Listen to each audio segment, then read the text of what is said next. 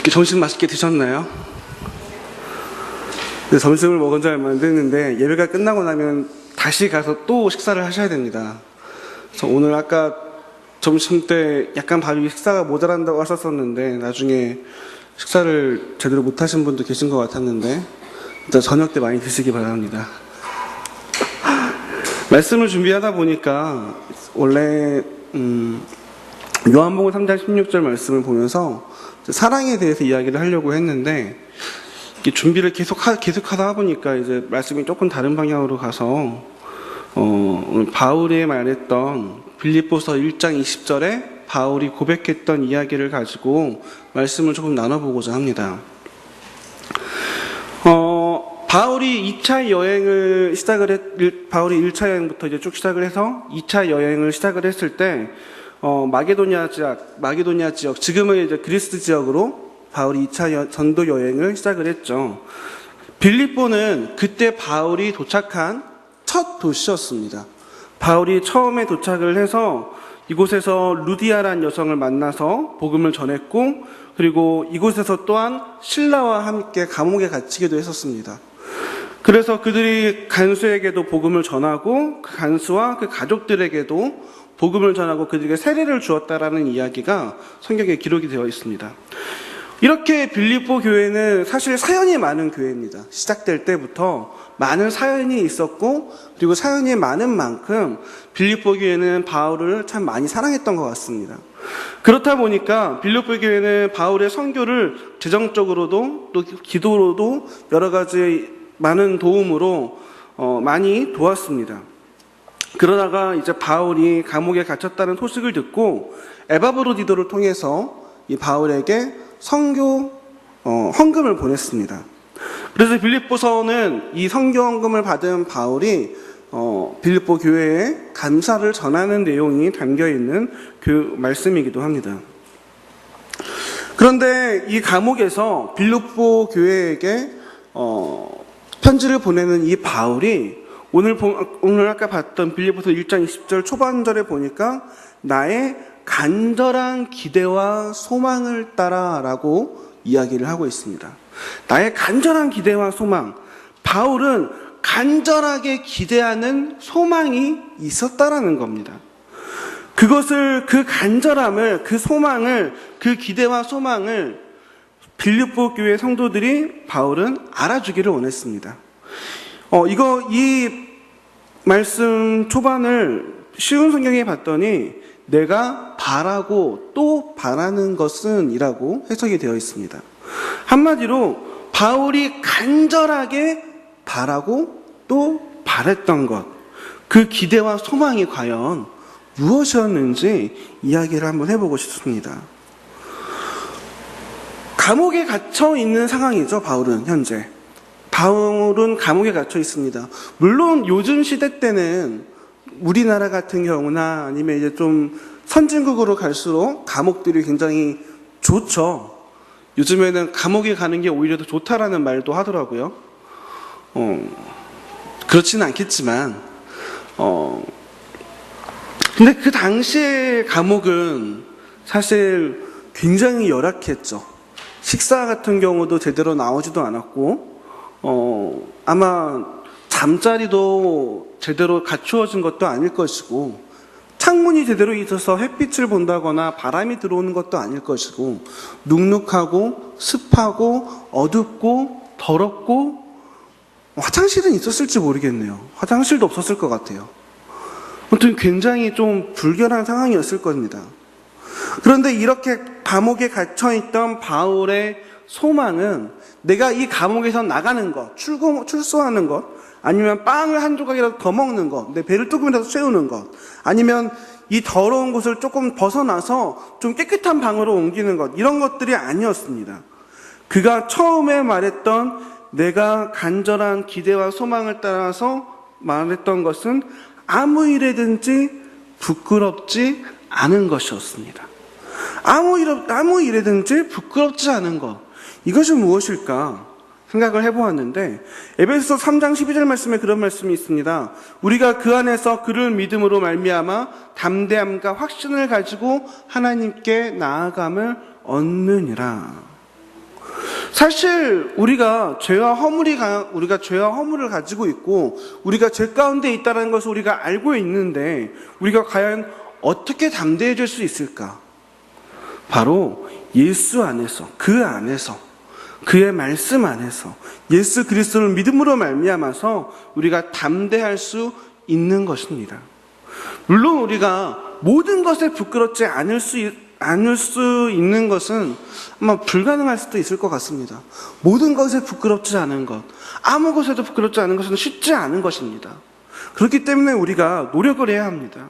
우리가 하나님의 마음에 합한 삶을 살기 위해서 우리가 노력을 해야 합니다. 그리고 우리가 그렇게 노력하면서 하나님의 마음에 합한 삶을 살고자 한다면 그런 이들에게는 하나님께서 요한복음 14장 26절 말씀에 보니까 보혜사 곧 아버지께서 내 이름으로 보내실 성령 그가 너희에게 모든 것을 가르치고 내가 너희에게 말한 모든 것을 생각나게 하리라.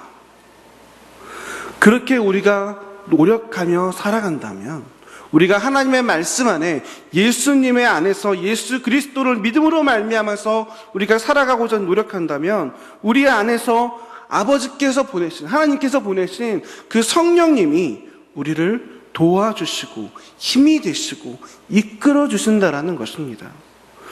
우리가 예수를 믿는 사람들은 우리 안에서 순간순간 들려오는 양심의 소리들이 있습니다.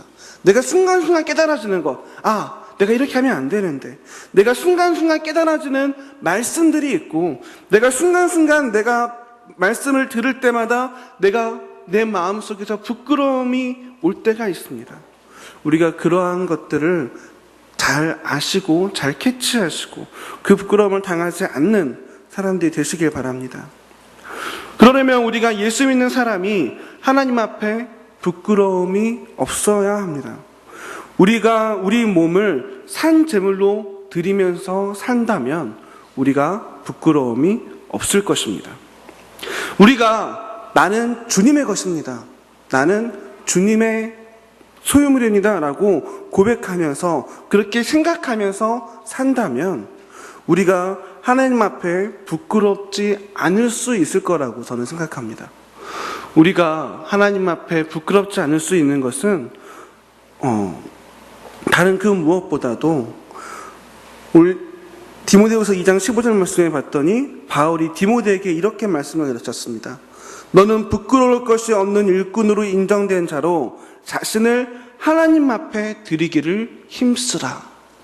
우리가 하나님 앞에 우리를 드린다면, 우리가 하나님의 것임을 인정한다면, 우리가 나를 하나님 앞에 드린다면 우리의 삶에 부끄러운 것들이 사라질 것이라는 겁니다. 왜?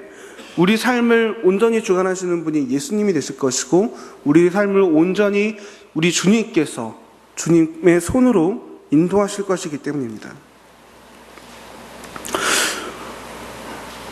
그런데 사실 우리가 말씀을 우리가 우리의 삶을 잠깐 드리는 것은 사실 쉬워요. 잠깐 한 번 아니면 몇 주, 하루 이렇게 드리기는 참 쉬울 것 같아요. 내가 하나님의 일들을 하는 것도 내가 교사로서 아니면 찬양대원으로서 성가대원으로서 아니면 방송실에서 그냥 한 번, 몇 번만 하는 건 사실 쉽습니다.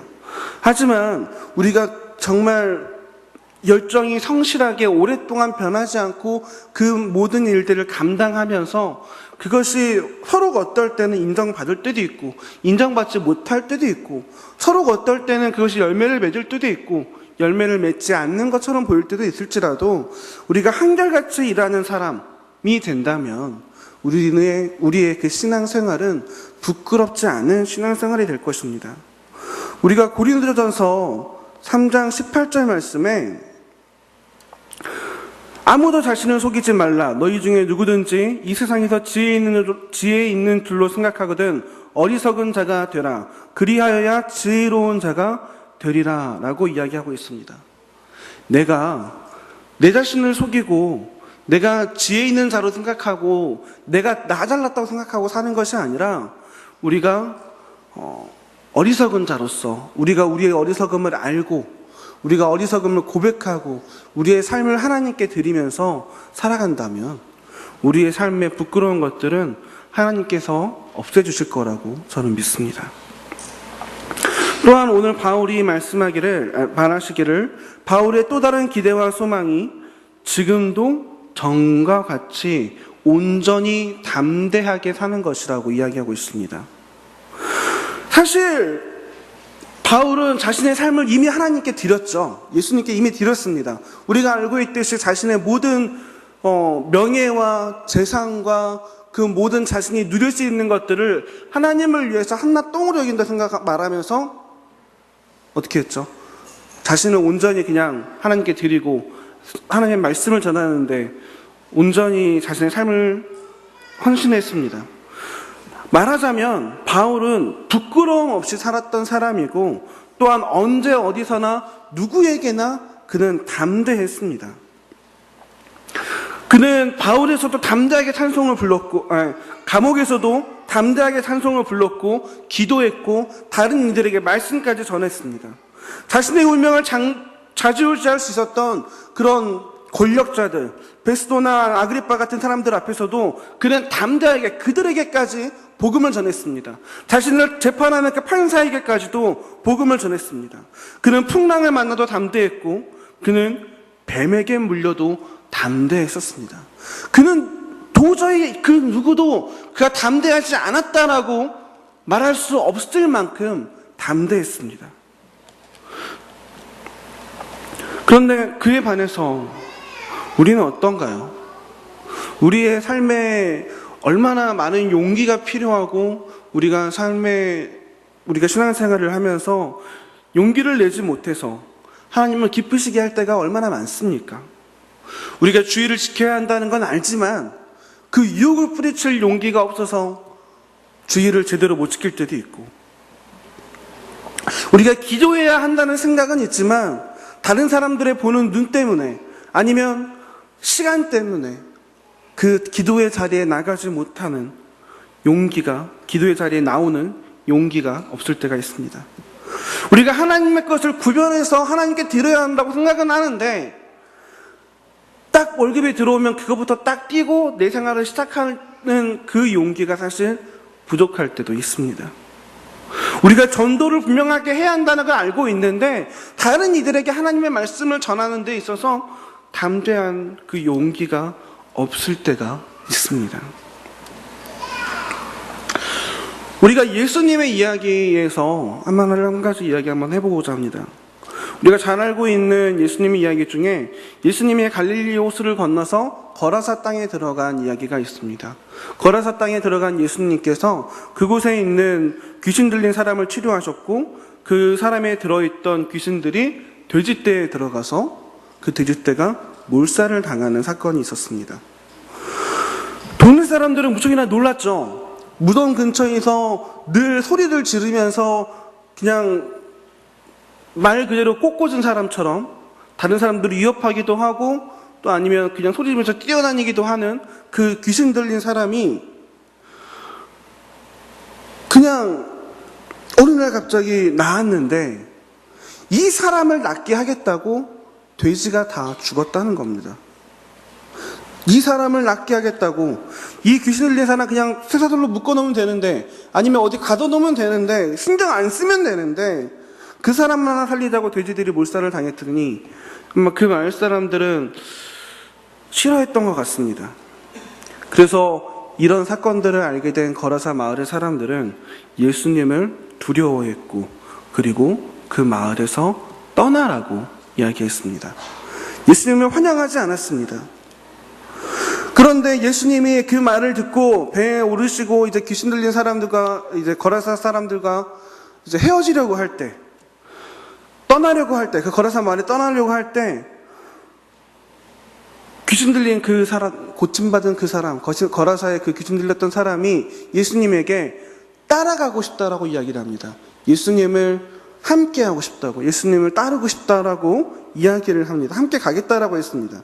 그런데 예수님이 이 말을 듣고 이렇게 얘기하셨습니다. 누가복음 8장 39절 말씀을 봤더니 집으로 돌아가 하나님이 내게 어떻게 큰 일을 행하셨는지를 말하라. 그 사람이 살던 거라사가 어떤 곳이었습니까? 우리가 방금 봤듯이 귀신을 고침받은 그 사람의 모습을 보면서 그 돼지떼가 몰상한다는 것을 보고 두려워하고 떠나달라고 말했던 사람이었습니다. 사실 이 거라사 지방은 지금으로 말하면 요단강 동쪽에 있는 한 마을입니다. 그 동쪽 끝이다 보니까, 쉽게 말하면 이스라엘의 끝이다 보니까 이제 이방 땅과 굉장히 가깝습니다. 근데 이 말씀을 보면 우리가 의아할 수 있는 것 중에 하나가, 이스라엘 사람들은 돼지를 먹나요? 안 먹죠. 율법에서는 돼지를 먹지 못하게 합니다. 그런데 이들이 왜 돼지를 길렀을까요? 수출하려고. 저기 가까운 곳에 사는 그 이방 사람들에게 이 돼지를 팔기 위해서 돼지를 기르는 지방의 사람들이었습니다. 쉽게 말하면 돈을 보고 쫓아가는 사람들이었죠. 자신들은 먹지도 않는 돼지를 키우면서 돈을 벌기 위해 다른 자신이 생각하는 부정한 짐승을 키우는 사람, 자신의 생각하는 율법의 양심을 저버린 사람이죠. 나는 안 먹으니까 괜찮다, 이렇게만 생각하는 굉장히 편협한 사람들이었습니다. 그런데 예수님이 기적을 행하도 놀라지 않고, 예수님이 귀신 들린 사람을 고쳐주었는데도 고맙다고 하기는 그냥 떠나라고 했던 그 사람들, 예수님을 환영했던 사람도 없고 예수님 말씀에 귀 기울인 적도 없는 그 사람들이, 그런 사람들이 모인 곳에 그 귀신 들렸다가 고침받은 그 사람이 자기 집, 자기 마을로 돌아가서 하나님이 자신에게 어떤 일을 행하셨는지, 자신을 고쳐주셨다는 그 말을 전하기가 과연 쉬웠을까요? 사람들이 과연 그 말을 들었을까요?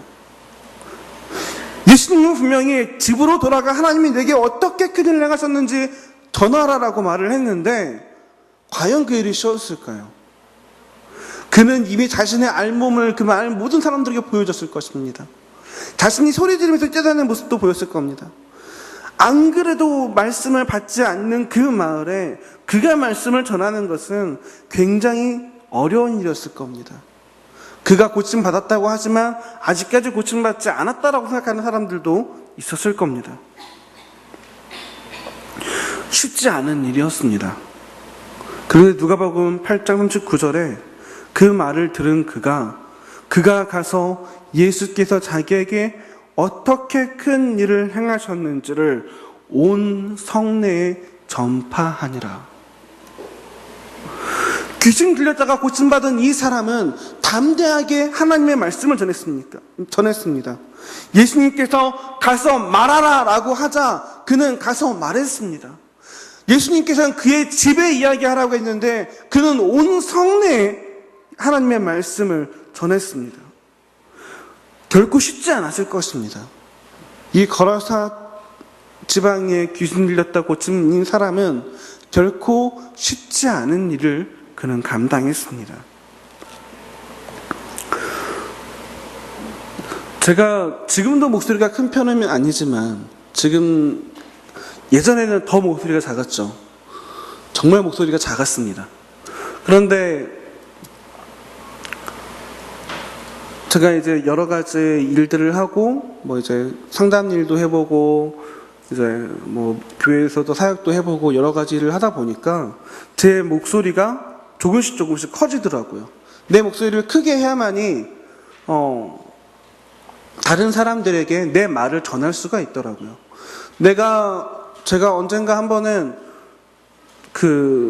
처음에 아우니 노숙자들과 함께 이야기하는 일들을 시작했을 때, 처음에 갔을 때는 그 사람들이 제 말을 못 알아들어가지고 저한테 자꾸 가까이 다가오는 거예요. 너무 무서웠습니다. 그래서 조금 더 큰 목소리로 이야기하게 됐는데, 그렇게 큰 목소리로 또 이야기하다 보니까 또 저 자신도 좀 더 이렇게 자신감도 좀 생기는 것 같더라고요. 어쨌든 저 자신도 그렇겠지만 우리가 신앙생활 하는 우리들이 당당하게, 담대하게 살아야 합니다. 이 거라사 지방에 귀신 들렸다 고침받은 사람이 다른 이들에게 복음을 전하는 데 있어 분명히 부족한 사람이었지만 그가 담대하게 전했던 것처럼 우리가 당당하게, 담대하게 전할 수 있어야 합니다. 예수 그리스도를 믿고 구원받은 우리는 우리가 어떠한 상황에 있다고 하더라도 우리가 담대해야 합니다. 우리가 서로 실망 가운데 있다고 할지라도, 우리가 서로 빈곤 가운데 있다고 할지라도, 보통 사람은 가진 게 없으면 맥이 빠집니다. 보통 다른 사람들 보면 이렇게 좀 가난할수록 더 목소리도 작고 자신감도 없습니다. 열등의식이 생기고 불안해합니다. 하지만 우리가 하나님을 믿는 사람이라면 우리가 당당하고 담대해야 합니다. 우리는 바울의 고백처럼 풍부에 처할 줄도 알고 비천에 처할 줄도 알아야 합니다. 우리가 많이 가졌든지 많이 가지지 못했든지 만군의 여호와 하나님을 믿는 사람으로서 하나님이 우리의 능력이 되시기 때문에 우리가 세상 앞에서 당당하게 담대하게 일어설 수 있어야 하는 겁니다. 우리가 세상을 살다 보면 분명하게 힘든 일, 어려운 일, 안 되는 일 분명하게 있습니다. 없지는 않죠. 생깁니다. 하지만 우리가 결코 실망하지 마시기 바랍니다. 우리가 힘든 시련이 우리에게 온다고 할지라도 그것에 우리가 담대하게 맞서실 수 있기를 바랍니다. 빌리 그레이엄 목사님께서 책에서 이런 말씀을 하셨습니다. 우리가 우리의 마지막 지점에 도달했을 때 사실은 우리가 하나님의 시작점에 도착한 것이다. 내가 마지막이라고 생각하는 그 시점, 내가 마지막이라고 생각하는 그 시각, 내가 마지막이라고 생각했던 그 상황이 하나님이 시작하시는 때라는 것입니다. 내가 마지막이라고 생각했지만 그 마지막이 결코 마지막이 아니라는 겁니다. 우리가 그 마지막이 아니라 하나님이 시작하시는 때라는 것을 다시 한번 생각할 수 있으시기 바랍니다. 우리가 성도들은, 우리가 역사 속에서 기독교인들은 박해를 받았지만 그 박해를 결국에 이겨냈고, 우리가 약해졌었지만 결국에 강해진다라는 것을 우리가 역사 속에서 배워왔고 알 수 있었습니다. 홍해 앞에서도 용기를 잃어버리지 않고 이스라엘 민족들을 이끌고 홍해를 건넜던 그 모세의 담대함, 골리앗 앞에서도 담대하게 나아갔던 그 다윗의 용기, 우리가 죽음 앞에서도 담대했던 다니엘과 세 친구들, 그 모든 많은 믿음의 선진들, 그리고 많은 기독교인들이 얼마나 강해질 수 있는지, 얼마나 담대해질 수 있는지 우리에게 이미 보여주셨습니다. 바울 또한 그런 담대함을 갖기를 원했고 우리가 이런 담대함을 갖기를 원했다는 것입니다. 우리가 그것을 위해서 기도해야 합니다. 우리에게 담대함을 달라고. 또한 하나님은 우리를 위해서 십자가에 못 박혀서 예수님께서 십자가에 못 박혀서 돌아가셨죠. 그리고 우리가 그것을 통하여서 피 흘림 때문에 예수님을 믿는다는 그 하나만으로 천국을 보장받았습니다. 우리가 죄와 사망을 이긴 상황이라는 거죠. 이미 우리는 이겼습니다. 그러므로 우리는 더 이상 부끄러워하지도 않아야 하고 우리가 부끄러움을 당하지 않도록 노력하면서 당당하고 담대하게 우리가 살아야 한다는 것입니다. 하지만 그런 상황에서도 우리가 꼭 알아야 하는 것이 있습니다. 우리가 아무리 결심하고 우리가 아무리 노력한다고 할지라도 이 세상을 사는 것은 결코 만만하지 않다라는 거죠. 왜? 우리를 넘어뜨리려고, 우리를 삼키려고 하는 사단의 세력들이 있기 때문입니다. 하지만 그 상황에서도 우리가 우리의 승리를 보장하신 하나님을 믿고 우리가 그 하나님을 바라보면서 흔들림 없이 나아간다면 하나님께서는 분명하게 우리를 받아주신다라는 겁니다. 오늘 바울이 했던 말씀이 빌립보서 1장 20절 말씀에 바울이 간절하게 부끄럽지 않기를 바랬던 이유, 온전히 담대하기를 바랬던 이유가 무엇인지 다시 한번 읽어보시기 바랍니다. 빌립보서 1장 20절 말씀 다 같이 한 목소리로 시작.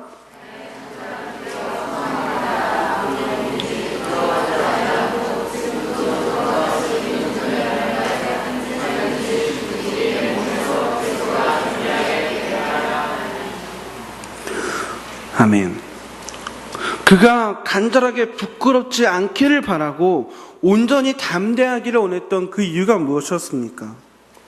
오늘 말씀 후반절에 내 몸에서 그리스도가 존귀하게 되게 하려 하나니, 예수 그리스도를 존귀하게 하기 위해서 그는 자신이 부끄럽지 않고 그는 자신이 담대하기를 바랬던 것입니다. 우리가 예수 그리스도를 존귀하기 위해서 우리의 모든 수고를 아끼지 말아야 한다는 것을 바울은 말하고 있는 것입니다. 우리가 가정에서, 일터에서 예수님 믿은 우리가 하나님의 자녀가 된 사람답게 우리가 담대하게 말하고 당당하게 말할 수 있어야 하고 우리가 용기 있게 나갈 수 있어야 한다는 것입니다. 여러분 때문에 여러분의 집안이 잘 돼야 하고, 여러분 때문에 여러분이 졸업한 학교가 잘 돼야 하고, 여러분 때문에 우리 제자교회가 좋은 교회가 되어야 하고, 여러분 때문에 여러분이 살고 있는 이 나라가 좋은 나라가 되어야 합니다. 우리가 여러분 때문에 예수님이 존귀 여김을 받으시길 바랍니다. 여러분 때문에. 누구 때문에요? 나 때문에. 나 때문에 그 모든 것들이 이루어지는 삶. 나 때문에 예수님이 존귀 여김을 받으시는 삶이 되시길 바랍니다. 우리가 바울처럼 간절한 그 기대와 소망을 가지고 하나님 마음에 합한 사람, 하나님의 마음에 합한 삶, 하나님의 마음에 합한 교회가 되는 일에 여러분들이 최선을 다해 주시길 바랍니다. 우리 청년들도 늘 그 마음 속에 나 때문에, 여러분 때문에, 여러분의 가정이, 여러분이 학교가, 여러분이 다니고 있는 직장이, 여러분의 나라가, 그리고 여러분의 교회가, 그리고 예수님이 존귀하게 여김을 받으시길 바랍니다. 그러한 상황이 되시길 바랍니다. 그러한 영광을, 그러한 은혜를 받으시길 바랍니다. 기도하시겠습니다.